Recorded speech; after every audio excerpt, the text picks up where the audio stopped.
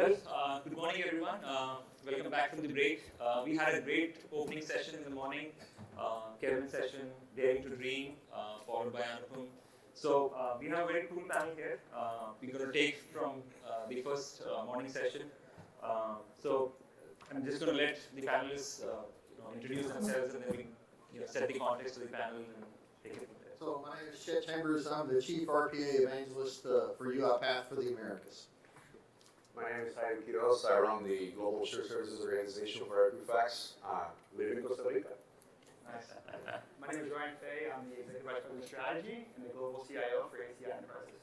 Great. Thank you, everyone. I think what these guys didn't really dwell upon is, so Chet, for example, here has been doing RPA. About a decade. Before it was RPA. Yeah. And Ryan has done distributed ledger technology again before. For blockchain. Yeah, it's like 9 years ago. Yeah, about 9 years now. Yeah. So I think it's a given that technology is going to drive all the disruption. It's going to drive the digital transformation. So what I want to talk with you guys is how do we identify some of these emerging technologies? They're going to keep coming, whether it's blockchain, AI, automation, and whatnot. How do we identify the right set of technologies? How do we do the pilots around them, right? How do we build the internal consensus around it? How do we build the evangelism around it? And then once all of that is done, how do you scale it up, right? And all of you have tremendous experience in doing that for multiple organizations. So Ryan, maybe starting with you, how do you really start with identifying the technology, right? I mean, with blockchain in the last year and a half has been a technology where everybody's trying to take blockchain and do something with it. Right. I think finally the realization has happened that it's not a cure-all. It's not going to work every place. So, help us understand how do you, take the technology, marry it to the right use case. How do you go about that and do that in your organization? Yeah, absolutely. So I think everyone's trying to fit blockchain right now, square into a circle. It just doesn't have a use case for a lot of folks. So back in 2009, I started with ACI Enterprises, and they went through a series of acquisitions. Essentially, I think the first, step to any kind of process of using new technology is finding a business use case first. So our use cases was we had a global environment, we were sending payments, predominantly checks via mail to expats. And essentially, over this global distributed network, we were trying to figure out a way to increase visibility into the payment processing, but also figure out a way where we could have better insights ourselves. We had folks calling in and say, my check didn't arrive, this happened, and then it would be cashed a week later. And it's very difficult for us to understand and have transparency in what was happening. So with that, we decided to launch something that was using React and Node, JavaScript, and we used distributed ledger technology to essentially do a version 1 of that, and we launched it out to 170 different countries, essentially to deploy this. And just a quick disclaimer before anyone tries to do this is that there's different policies and regulations in each region and zone.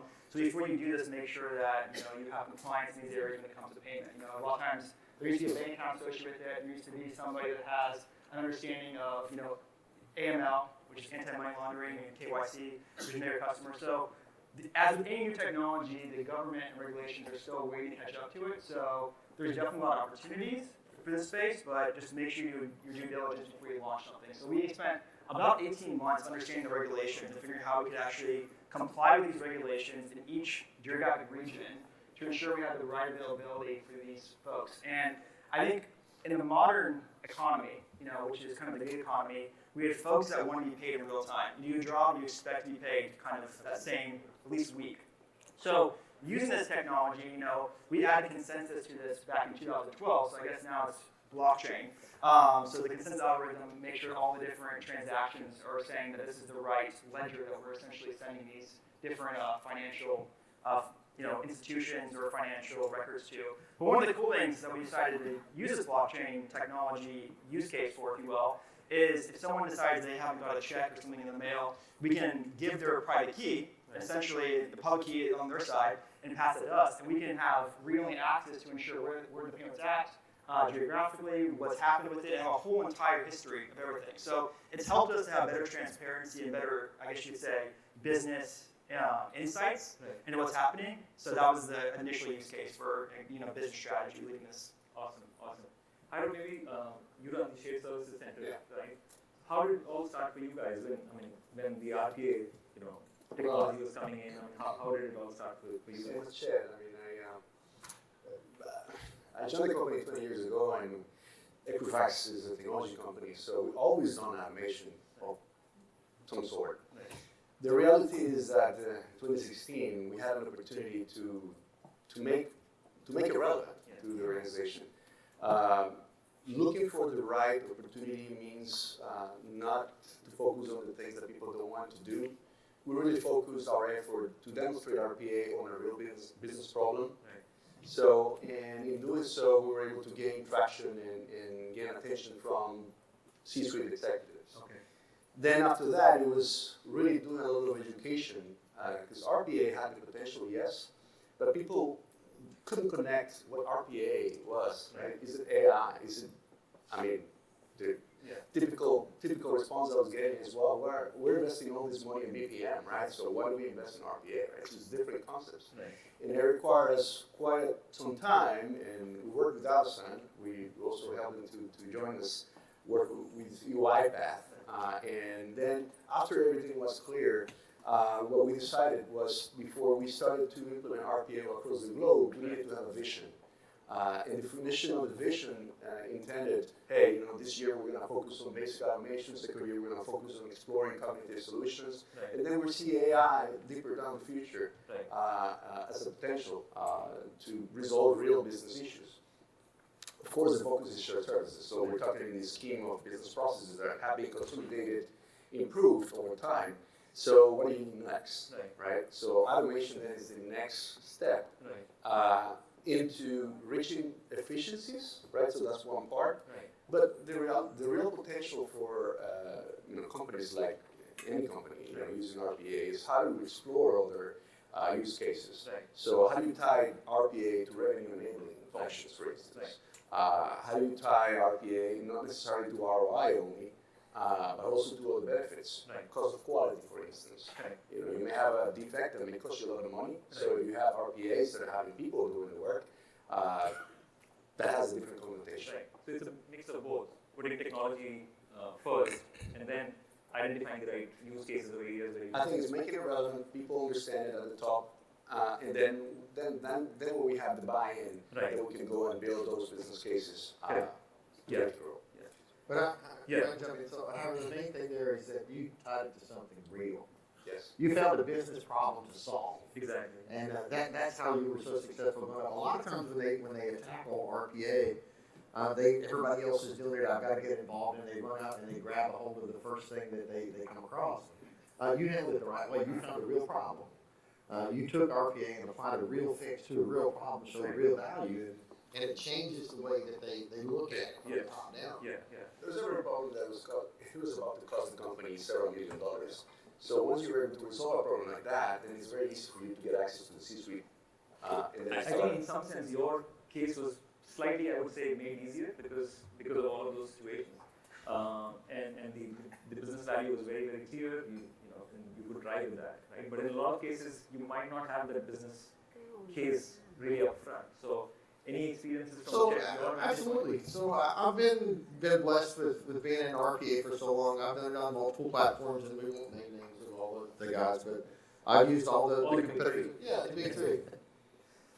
I've used all of those different platforms, and I've done this a number of times at a number of different companies.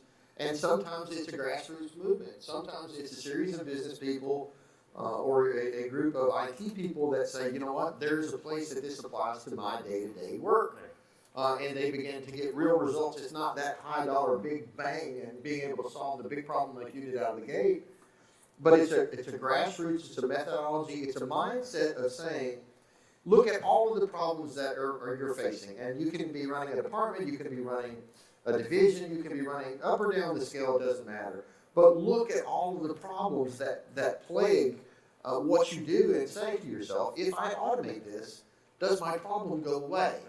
And if it does, then there is the solution. You automate that, and it no longer is in your day-to-day problem wheelhouse. And if you get lucky, or if you do it the right way strategically, you're working with the CIOs and the CFOs, and you're working to solve these bigger problems. Once you save a few $1 million for the C-suite, they really get behind RPA. What you have to be careful not to do is to waste that first 6 to 8 months and not generate the value that you need to get their attention, because that opportunity cost never comes back. And one of the things that you find with RPA, the more bots that you produce, the more automations you create, the faster you get at creating it. Your standards become solidified, your reusable components. That library of things. So if you're going to automate a process and it's going to take you 37 steps, well, if 8 of those steps are already in your reusable components, you're 20% built out of the box. So the further you go, the faster you can go. So those are the things that you have to put together to get it to go.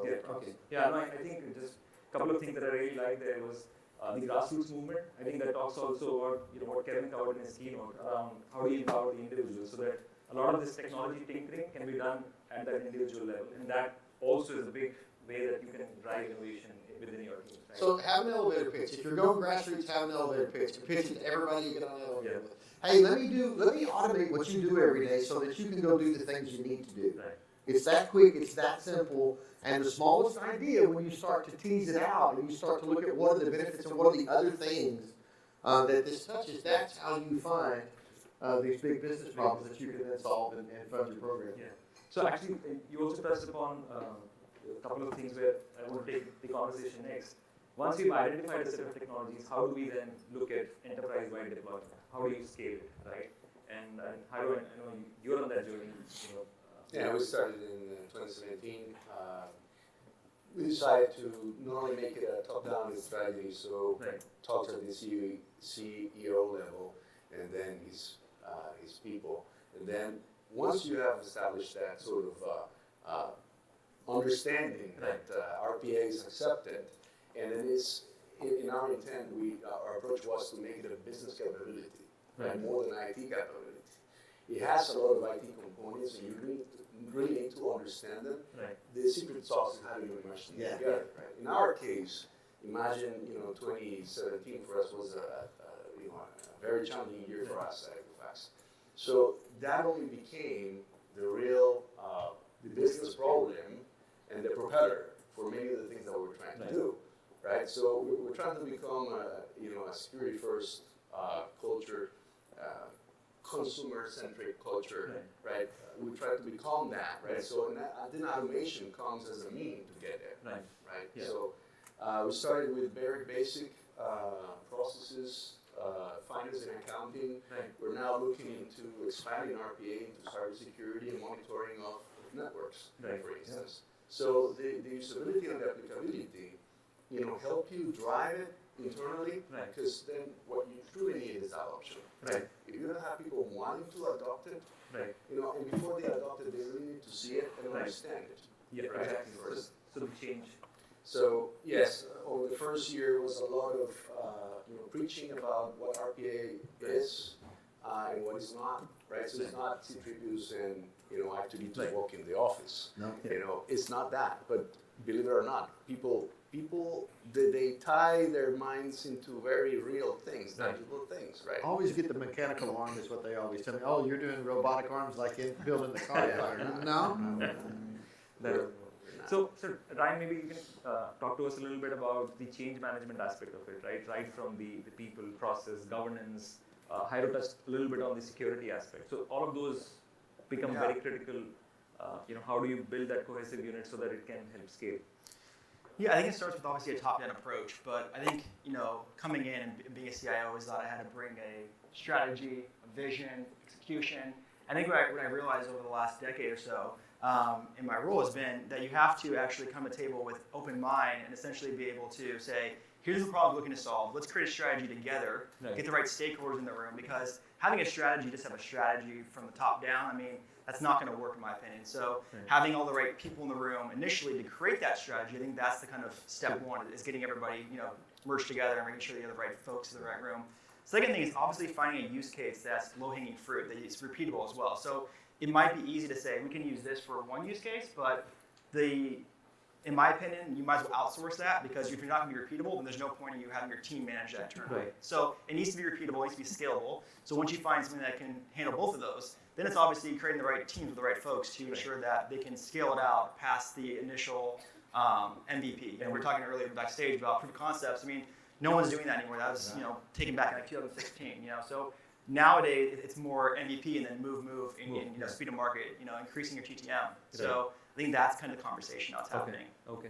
Chet, you want to add to that? Sure. So, well, the ideas of the POCs, it's behind us. It's now it's a pilot. Yeah.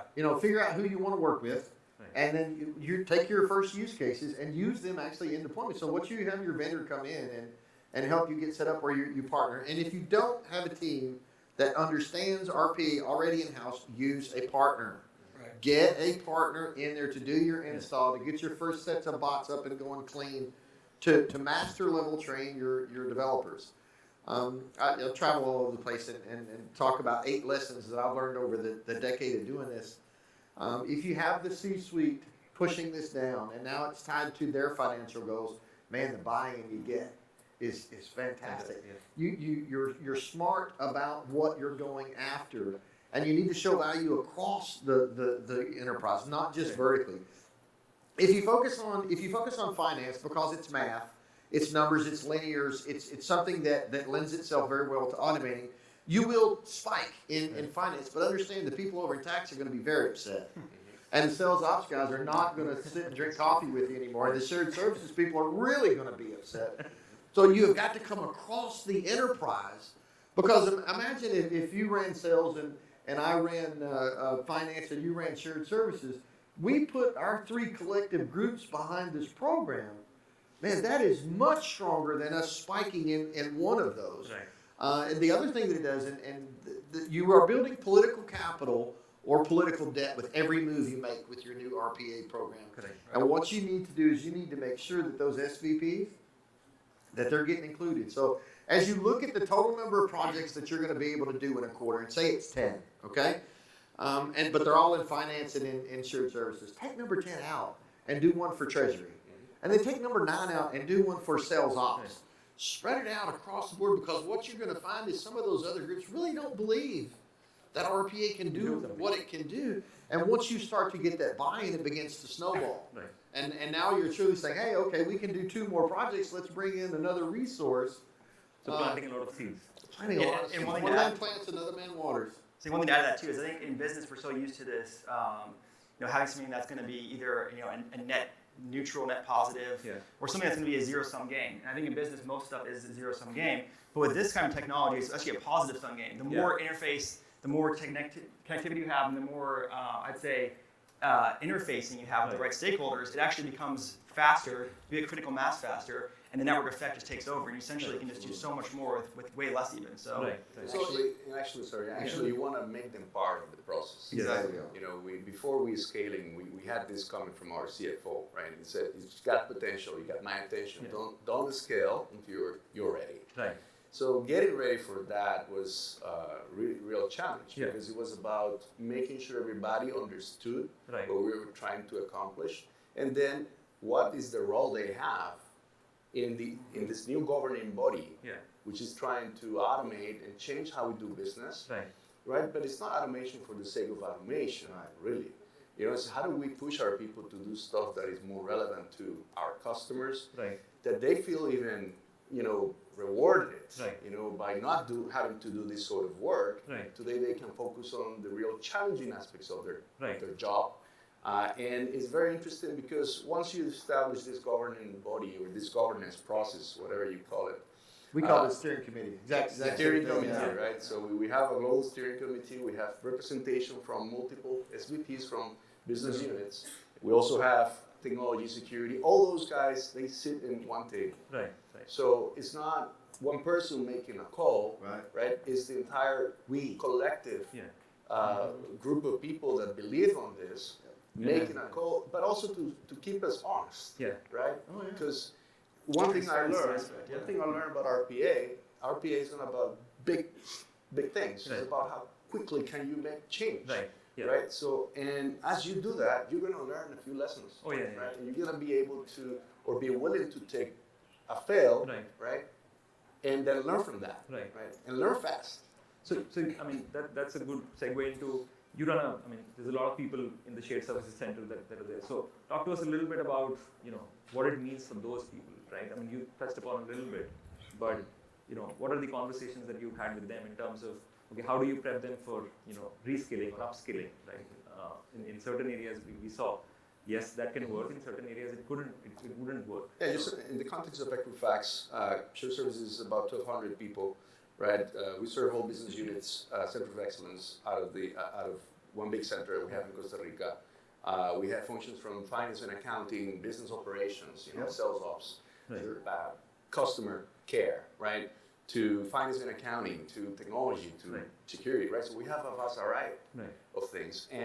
And then the first thing is, once you start introducing this concept and create awareness with the population, is what's the message that you want to deliver to them? It has to be the same. Right. Yeah, you can't change mid-story. Yeah. So what we're saying to people is that we're not here to automate your job, Right. right? We're not here to eliminate your job.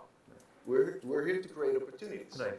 right? So, but automation is one of our key priorities, right? Right. So once people, they start realizing that if they come with an idea, Right. they will get rewarded. Yes. Then you see more proactive. People Absolutely. they Part become of the change. proactive. Yeah. They want to be part of the change. Now it's different, and we've experienced this in different centers all across Equifax. In Costa Rica, we do have a population that's 26 years old Right. on average, right? So you have a bunch of makes it guys. easier. Not my age, is what you're No, saying. I'm skewing the numbers as well. But it's a very young population, right? You have all the centers where you don't have that luxury. Right. So the change management aspect, it will really depend on that third culture that we call, Right. right? You have the culture of, the company you're working for, the culture of the country you're operating in, and then you have the culture in between, Yeah. right? Yeah. So, and if you learn how to drive culture, then you have people volunteering. What is most valuable to us, when we're trying to do RPA, is knowledge. Yeah. Because if they are not willing to volunteer their knowledge, then the bot cannot read minds. Yeah. Right? So Not yet with the not unstructured yet. data. Another 18 months. Not yet, but if you think about the process, if you think about RPA, we're automating tasks. Right. Right? So understanding that, what you're automating is the steps of a process. If you follow that process Right. with the person processing right next to you, and then they make a choice, and it's not on the book, it's not on the SOP, Right. You're all back in the day. right? So it's the black box they have. Yeah. And so when you ask them the question, how do you come up with that decision? Right. They say, well, I've been doing this job for 10 years. Right. That's why I know. That intuition, right? Yeah. That's something that if you don't have them be able to volunteer, right? If they're afraid, Yeah. they're not going to volunteer. Yeah. You can't have fear. There. Right. So You get about 70%. the impact you make with RPA is going to be a commodity only. Yeah. Yeah. Ryan. Yeah. So I want to add real quick on to that idea is that today RPA is about task and automating understood functioning processes moving forward. That is in the change. I mean, change is in the air. Right. We talk backstage, we laugh. AI is not a real term, people. AI is not a real thing. All the best AI engines are now run on PowerPoint. But it's coming, and it's coming quickly. And as these bots are able to collect and hold data in the log files, and the AI fabric comes online, and we talked about Studio X and the citizen developer really starting to explode. You're fixing to see a giant fixing to, I'm from Texas, if you couldn't tell. You're about to see a huge leap in the sophistication and the abilities of the bots that are out there now.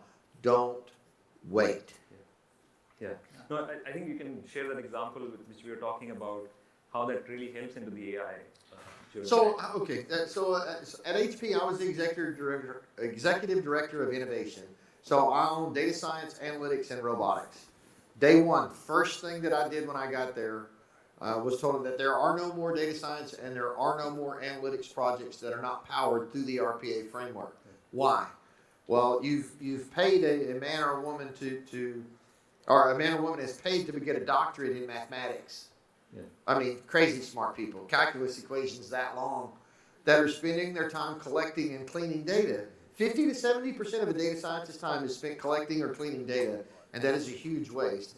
Whereas if you have them write out the algorithm and variable one, position one, what is that? It's DSO. Bot, go get it. Oh, and what is the criteria for clean records? Because bot only bring back clean records. Yeah. Well, once you work through that algorithm, you have now given a data scientist a pristine database that is near time updated that now they start to run those what if scenarios. And if you don't know a lot about the data science or the AIs, the biggest power that they have, in my personal opinion, is the what if scenario. So we talked about reactive analytics, which is the dashboards. They use data behind us. We want to be predictive. We want to be able to see where we're going to be at a given point in time. But being prescriptive is what is going to affect your P&L. If I know if I change these variables at this point in time, then I can change where my position is going to be down the road. Right. So Ryan, just wanted to quickly get any feedback or any inputs on the cultural aspect. How do you manage the culture, drive a culture of innovation? Yeah, I mean, I think it's tough. I mean, we're doing business in 170 different countries. So, as you're saying, every culture, every business is different. So you're going in there and kind of tweaking each iteration to make sure it's going to fit for the right culture. I think at the end of the day, what you're trying to drive is innovation. I think right now there's this sense of preservation. Yeah. The folks are trying to hold on to what they have. They don't want to let go. They want to be able to maintain their status quo. So going from preservation to innovation is a big leap because you're letting go of the things you no longer need to be handling, the mundane tasks, the day-to-day operations. So when you can do that, either via AI, which is the data processing, or the machine learning functions of using robotic process automation, whatever it may be, all the way to distributed technology, what you're doing is you're freeing up time, and you're using that time then to let your folks be able to do new, innovative things that they want to work on versus things they have to work on. Right. And I think that's the main culture. That I think every culture wants to be able to do what they want to do when they want.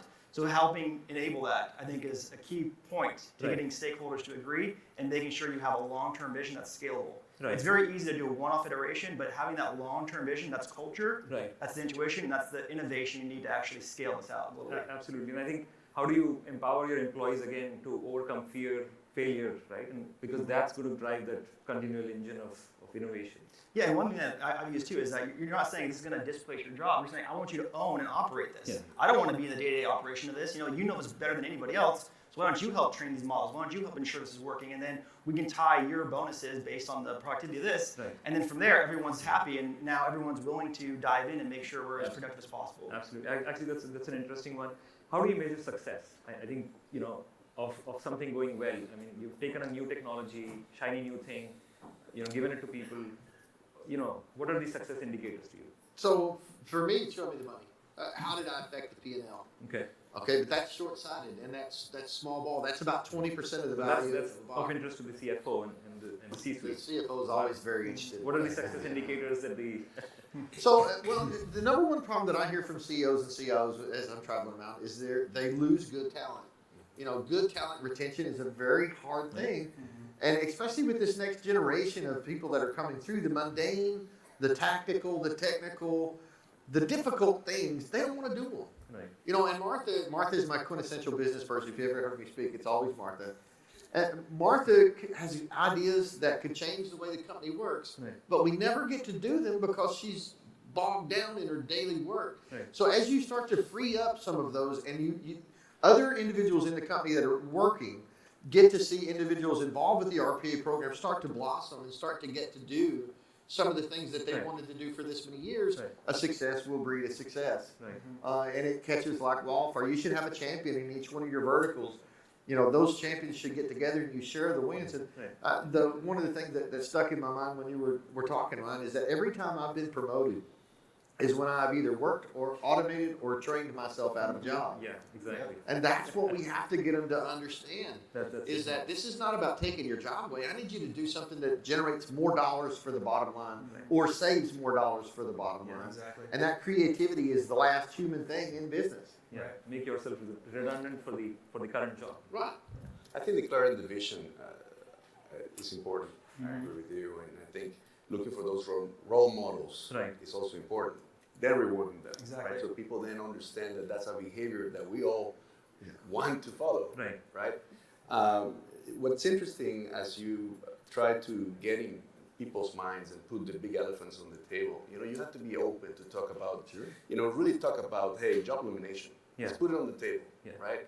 Because I think at the end, one example is very easy to say things, but it's very hard to act upon them, right?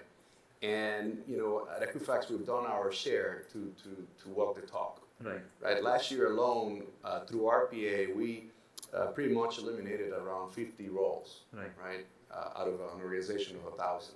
Right. But we created 100 more. right? And those stories need to be told. I mean, to the and when employees. we were looking into HR data to come up with the story, right? Turned out that almost 20% of the workforce took on a different role, only in 1 year, right? So that's how we're measuring how well and how receptive people is. Okay. Now the big mistake you make is you got someone volunteering an idea, and then you write it down, you never act on it. Yeah. You don't get a second idea from that? Never, Yes, never, no. yeah. And they'll tell others, Yep. right? Yeah. Don't follow them. You know, Yeah. it's not true, right? Right. So you gotta be able to capture them.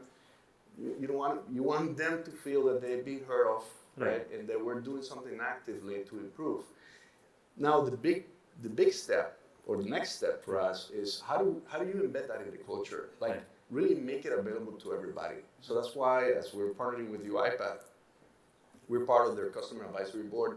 So we're providing them a lot of feedback. Right. I'm glad to see that we're making progress in the product. Right. I bet there will be other products out there. But the one thing that I think is really getting me excited is, a tool that is very friendly for the regular business user, right? And there are companies such as this bank in China that they follow this approach. We're going to train everybody. We're going to give the tool to them, Right. and then we're going to start capturing, some of the benefits through that sort of engagement that they want to obtain out of the workforce, right? If you were to really create a big impact, and we're talking about workforce productivity here, that's one way to do it. To measure the success. I mean, I think just quickly to add too, I mean, I judge normally by satisfaction. My number one cost isn't technology. Technology is actually the easiest thing to deploy, easiest thing to scale, in my opinion. It's human capital. So if I can keep, the same team I have for the next 10 years happy with us innovating, that's how I judge, if we're being successful or not. It's P&L is great, but at the end of the day, it's about people. Make sure you're leading them in that direction. That's a great one. Actually, one thing I would add on there, one key factor is the integrity of your RPA program is going to be directly tied to its success. Right. If your story going in is that you have a not to exceed number in HR and you have to eliminate this number of heads, tell the truth. And once the program runs and you meet that goal, then you can shift your story to now it's about repositioning and retraining and those sort of things. But your story has got to be consistent from the beginning. And the first time that you break your word on why and how this is being used, you can kill a fledgling, program that's coming together and willing to grow. Yeah. Trust is gone. Yeah. That's right. Once the trust is gone, it's impossible to get back. I think it's building the trust, the retention, the satisfaction. I think that's It takes years to build, only one mistake to get rid of. Exactly. Yeah. Exactly. So I think we've time for one last theme that I wanted to cover. There's a lot of providers, technology companies, partners that are out there, in the audience today. From your vantage point, what would you expect from providers? And of course, I would put you in the, UiPath is the partner and technology company here. But especially from Ryan and Jairo's perspective, as buyers, what do you see as providers' role? Where do you want them to do more? Where do you want them to step up a little bit? So you spoke about partnering with UiPath and so. It's a great partnership, by the way. It is. It's been 2 years, very successful years. I think, like I said at the beginning, technology for the sake of technology. I'm a technologist as well, right? I did my first 10 years at Equifax in technology, and I had a lot of fun, right? I still do. But it has to be a business-centric solution, not an IT-centric solution, right? But boy, they got to be married together. They have to be married together, yeah. But in a way, when you start, reviewing and trying to understand what RPA, is doing for you, and I'm talking about RPA because we decided to start an RPA. We're now looking into machine learning and cognitive. So for those that are developing these tools, it's about how do you make it relevant? How do you make it visible, right?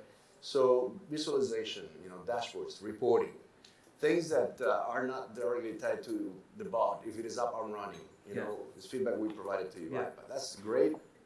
It's like an IT dashboard view, right? Yeah. You want to see what the real impact that this bot that is operating the line is having on the specific business outcomes that your customers are paying you to do for them. So tell the full story, tell the right story, tell the full story. Is the visualization of the data and to be able to act on it, right? we're talking about digital workforce management in different places, Yeah. At least at Equifax. Right. So how do we make a new science or a new practice Right. about learning how to manage both humans and bots together? Okay. Brian, I mean, Yeah, just what do you see quickly. the role of partners here? Yeah, I think for partners, we're out of the mentality of vendors. We're looking for something that's gonna be a long-time partnership. And if I can't do something that's differentiating internally, that's driving core competencies in my business, I'm gonna outsource it. Right. So what I expect from these partners is to come in and say, look, here's the items or areas that we've seen, come in with some research done and don't just ask, what can we help you with? Because we don't have time for that. There's so many things you can help me with, but unfortunately, you probably can't. But the thing is, what can you do specifically that can free up my team's time? Right. And how can we use you as a partner long term Right. to engage to ensure that whatever core competencies that aren't driving bottom line value that my competitor could go out and buy off the shelf and it's commoditized, Right. I want to use and partner with you for that. Right. That's what I'm looking for. Okay. But what do you see their role as driving innovation for you? I mean, working alongside your teams. I think we've had some of the best innovation working partners. I mean, even though we initially had our own blockchain initiation, we started working with consortiums to essentially go take it next level. So I think there's always better, the more people in the room, the better group you're going to get. A diverse group of team is a good team. So I think the more voices you can hear and understand what's going on, Right. just the better conversation you're going to have. So I think it's working together to have a solid goal, expectation of what's happening, and then working to ensure that whatever everyone's looking to go to is a streamlined view you can get to, and it's sustainable and it's also achievable. Because if you go and set this moon rocket goal, even though it's exciting to do these things, it's discouraging for teams. Right. And you need to have these small wins along the way and upticks to prove that you can get to these moonshot things. Right. So I think that's the main areas. Don't shoot for something for the sky first. Go for the low-hanging fruit. Once you are comfortable with that, relationships, marry together, if you will, with technology and business, then start shooting for higher. Yeah. Okay. Chet, any comments, closing comments? I think that UiPath is the partner you need to be working with. No selling. No, the idea, one of the things that struck me when you were speaking was, you have to be willing to partner both internally with your other divisions. So those leaders that you have, that room full of people, and you speak very well about it, is listening to them. Okay, if you're the smartest person in the room, you're in the wrong room. Exactly. Yeah. And I think that's what partners bring, is all of the different companies that we've seen, all the different situations we've been put in, all of the different scenarios that we've gone through. That's what we need to be offering you. Because no matter where you are in your journey, I've probably seen something very similar to what you're facing. And that's why I enjoy what I do so well right now. Is I just get to go tell them how to handle whatever their problem is, because I've seen it. Right. And I've seen it in several different places, handled several different ways. And you've seen how it's played out too. Yeah, You got absolutely. scenarios, which is key. Yeah. So diversity of that experience, richness of that experience, all of that sounds. They need, the partner needs to be bringing value with every turn. They need to teach you the technology. They need to make sure that you're up and stable and safe. And they need to share the best practices and what the big wins are that they've seen everywhere else. Yeah. Okay. I think that's great. I think we've almost out of time. So thank you all for this great session. Thank you. Great insights. Hopefully the audience took a lot of good insights that they can implement in their organizations. So Great. thank you everyone. Thank you.